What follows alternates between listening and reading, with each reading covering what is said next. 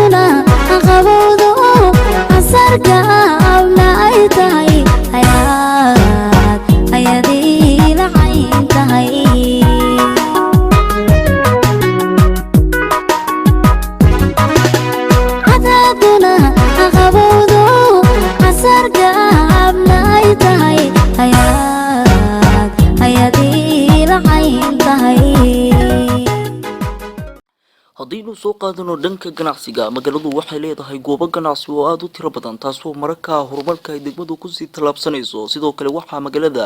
maalinba maalinta ka dambaysa ku soo badanaya goobaha waxbarashada haddii ahaan lahayd dhanka diiniga iyo maadiga.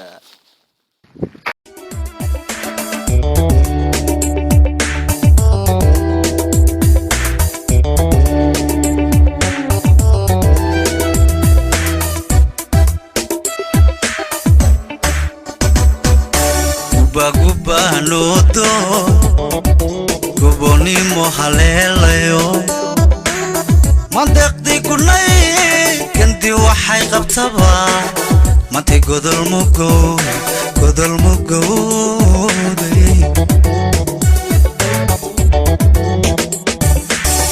guba noto guboni mohalelo mandaqdi kunay كندي وحي قبتبا مانتي قدل مقو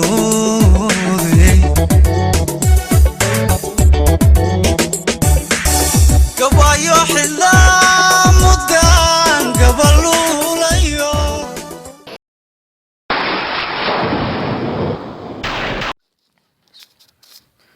waxaa kaloo xusid mudan dal walba iyo deegaan walba waxaa horumariya waa dhalinta dhalinyarada ayaa ah lafdhabarta deegaankan waxayna ka qayb qaataan in horumarada ka socda magaalada ee iska wax u qabsaa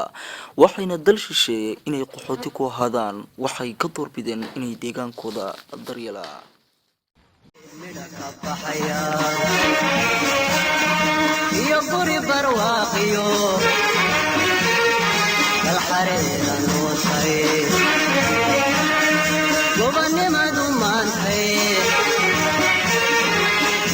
كفحيان يقري برواقيو كالحرير النوصي waxaa barnaamijkan la soo codsiinayay idin qadaadhigaya anigu cabdinuur yuusuf ciise cabdilaahi bakayle boqorka barbaarta Buuxaaro intaanu barnaamij noocan oo kale aynu ku kulmi doono dhammaan khiyaarta wadanaga la xiriirta sidaas iyo nabadgelyo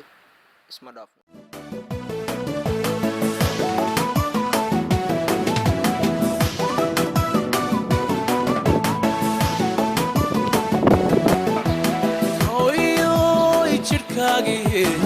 waxana hay laga jaray shixka midana hooyo waan jeel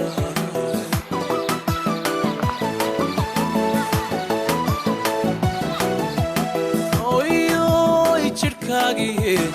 waxana hay laga jaray shixka midana hooyo